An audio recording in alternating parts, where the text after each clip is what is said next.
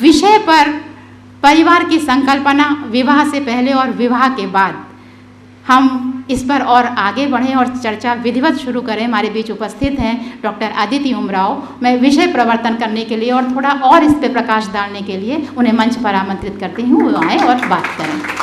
ये विषय बहुत ही ज़रूरी है और जितना ज़रूरी है उतना ही इस बारे में वार्तालाप भी होती है। प्रायः हम लोग परिवार और परिवार में किस तरीके से खुशी लाई जाए, कैसे परिवार चलाया जाए, कैसे और अच्छे ढंग से जीवन यापन करें एज ए फैमिली, इसके बारे में हम लोग चर्चा बहुत करते हैं। परंतु जो हमें करना चाहिए, अभी जब दीदी बता रही थी जो उन्होंने सर्वे किया और उस सर्वे में जो कुछ जो स्टेटमेंट्स लोगों की तरफ से मिले, महिलाओं की ओर से मिले, पुरुषों की ओर से मिले, जो कुछ यहाँ पर उन्होंने उसका उद्धरण भी किया। एक्चुअली मैं जब उनको सुन रही थी तो मुझे ऐसा लग रहा था कि जैसे हम लोग जब ये पढ़ते हैं ना, संविधान में तमाम बातें लिखी हुई हैं, तमाम बार आपने सुना होगा फंडामेंटल राइट्स, ये मेरा फंडामेंटल राइट है, सुना है ना, हम सब ने सुना है, बहुत सारे फंडामेंटल राइट्स हैं उसमें मेंशन्ड किए हुए होते हैं। तो जब मैं वो स्टेटमेंट्स दीदी पढ़ रही थी तो मुझे मोर ऑफ वो फंडामेंटल राइट्स जैसे साउंड कर रहे थे। बहुत ही कम स्टेटमेंट्स ऐसे थे जो फंडामेंटल ड्यूटी की तरफ हमें ले जाते हों। तो मुझे जो परिवार की जो, अगर मैं if I have to define family in one statement, that is duties, more of duties। और ये बात सच है कि परिवार एक्चुअली एक व्यक्ति से मिलकर नहीं बनता, परिवार में कई सारे लोग होते हैं। और प्रायः जो विवाह का जो इंस्टीट्यूशन है जिसके बारे में भरत मेंशन कर रहे थे, तो विवाह के बाद एक उस परिवार से दूसरे परिवार का एक व्यक्ति आकर के जुड़ता है। ऐसा ही होता है ना, हम लोगों के यहाँ तो पैट्रियार्कल सोसाइटी है तो यूजुअली लड़की ही आकर के लड़के के परिवार में आकर के रहती है। So one person coming from the other family adjusting in the second family, बहुत सारे इश्यूज होते हैं। पहले इशू की शुरुआत यहाँ से होती है जब हम सही पार्टनर का चुनाव नहीं करते। मैं आप सबको यहां बताना चाहती हूं कि जो आपके जीवन में सबसे बड़ा चेंज लाने वाला निर्णय होता है, सबसे इम्पैक्ट डालने वाला निर्णय होता है शादी करना। वो निर्णय बहुत ही, मुझे ये कहने में कोई गुरेज नहीं है कि हमारे समाज में 95% लोग उस निर्णय के पीछे जितनी गंभीरता से विचार होना चाहिए, जितना डेलिब्रेशंस होने चाहिए, जितने उसमें हमें विमर्श करने चाहिए, उतने विमर्श हम नहीं करते हैं। करते हैं क्या? 2 कारणों से नहीं करते। अभी मैं बैठे जब सोच रही थी तो मुझे ये भी समझ में आया कि किन कारणों से नहीं करते। एक तो या तो लड़का बहुत अच्छा नौकरी पा गया है, बड़ी अच्छी फैमिली प्रोफाइल है, लड़के का नौकरी अच्छा हो गया है, तो फिर उसके पास विचार करने का अवसर इसलिए नहीं रहता क्योंकि उसके पास इतने ऑप्शंस होते हैं और इतना दबाव होता है उसके ऊपर कि बहुत बड़ा दहेज लेकर शादी कर लेने का, बहुत बड़ी पॉलिटिकल फैमिली से जुड़ जाने का, या फिर बहुत ऐश्वर्य, वो क्या कहते हैं, सुंदरता को विश्व सुंदरी जैसी लड़की ले आने का अपने पास एक ऑप्शन होता है। तो उसके पास इतने ऑप्शंस हो जाते हैं जिसके कारण वो सही कई बार राय बना ही नहीं पाता। एक बात है।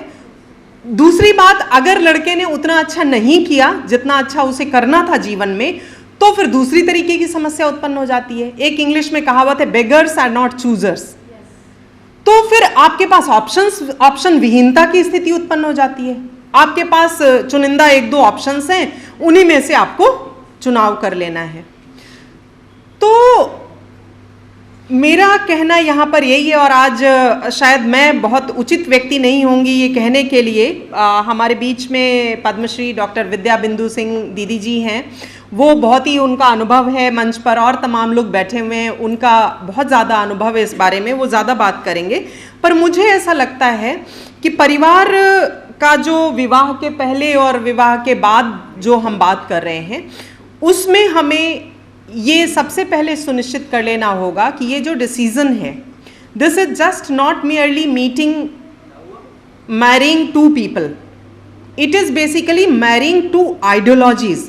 जिस आइडियोलॉजी के साथ आप बड़े हुए हैं, एक परिवार है जो अत्यंत ही धार्मिक विचारधारा का है, सुबह उठते ही मंत्र और श्लोक और हवन और यज्ञ करते हुए उसका दिन शुरू होता है। एक परिवार है जहां उसने कहा नहीं, हम तो अनीश्वरवादी परिवार से वो लड़की आ रही है, उसका है कि भाई सत्य बोलना, अच्छे कर्म करना, यही पूजा है, मैं यही पूजा करूंगी। जब उस पर यहाँ पर दबाव पड़ता है, नहीं नहीं सत्य बोलना, अच्छे कर्म करना तो चलो तुम छोड़ दो, वो तुम्हारे घर की बात थी, यहाँ आकर सुबह उठते ही तुम्हें नहाना है, पूजा करनी है और घंटी बजानी है और फूल चढ़ाना है और चुरा के फूल तोड़ के लाने हैं बाहर पार्क में से जा करके, तो सडनली उसको अचानक एक कल्चरल शॉक लगता है, रिलीजियस शॉक लगता है।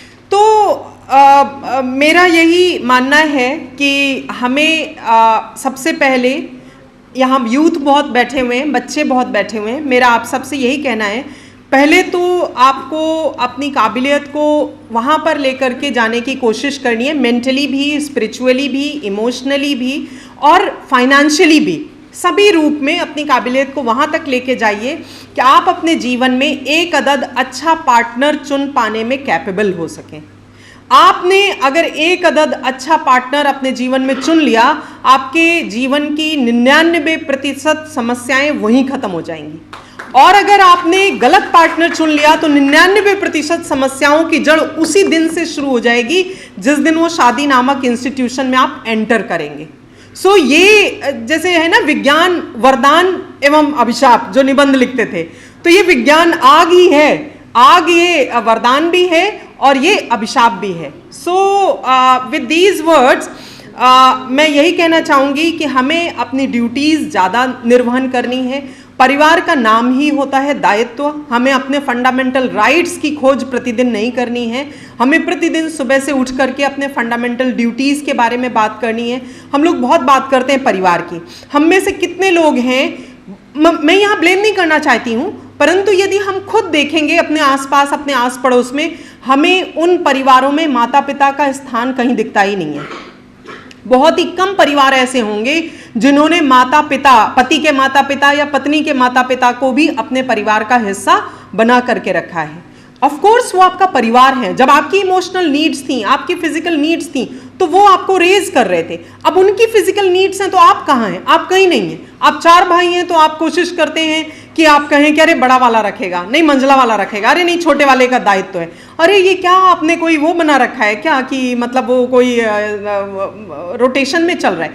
सो आइडिया इज, मुझे ऐसा लगता है यदि हम सब यहाँ जो बैठे हुए हैं अपने दायित्वों में, उस दायित्व, जहां मैं दायित्व कह रही हूं वहां मैं ये भी दायित्व की बात कर रही हूं कि कैसा पार्टनर आप खोजते हैं, ये आपका सर्वाधिक बड़ा दायित्व है, वो दायित्व भी सम्मिलित है। तो यदि हम उसको अपने दायित्वों को समझेंगे, अपने राइट्स को हाईलाइट करने के बजाय अपने ड्यूटीज़ को हाईलाइट करेंगे, तो I think at the end of this today's ये जो परिचर्चा हम लोग करने जा रहे हैं, इसके अंत में हम लोग ज़रूर कहीं पर पहुंचेंगे। हम सबके हृदय में एक दिया जल चुका होगा, एक इंसाइट हमें मिल चुकी होगी जो कि हमें एक अच्छे जीवन की ओर आगे बढ़ाने में प्रेरणा देता रहेगा और प्रकाश भी देता रहेगा। Thank you so much for inviting me here दीदी।